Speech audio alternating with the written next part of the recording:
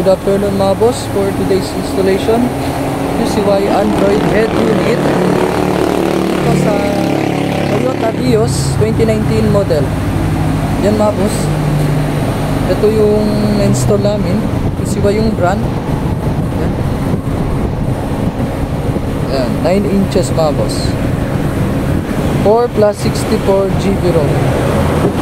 Yan mga boss, 9 inches yan. So pasok tayo sa loob. Ito yung Android na install namin mga boss. Fit na fit siya. Yan. Sakto talaga yung panel niya. Yan, 9 inches yan mga boss. Ito yung sound niya. Song. Try natin. Gana din yung steering control niya mga boss. Yan.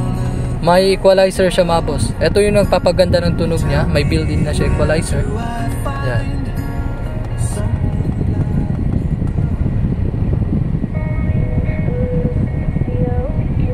Then, try natin yung ibang. Ito yung mga features niya. Yan mga boss, yung features niya. Music, may BT music, radio, CarPlay, Maps, YouTube, may Play Store siya mga boss. Then Waze, Netflix, yan, YouTube. Okay. Yan mga boss, naka-login na yung Gmail account ni Bossing. Pwede na tayong gumamit ng direct dito sa YouTube.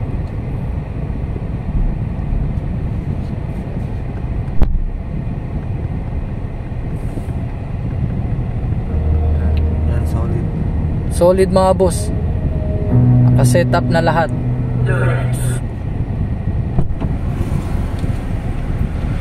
Then yung maps, pwede din kayo mag-Google Maps. Play Store, pwede kayo mag-download ng kahit anong apps. Dito sa Play Store mga boss. Yan. Try natin yung Play Store. Yan. Nandyan na mga boss yung mga apps niya.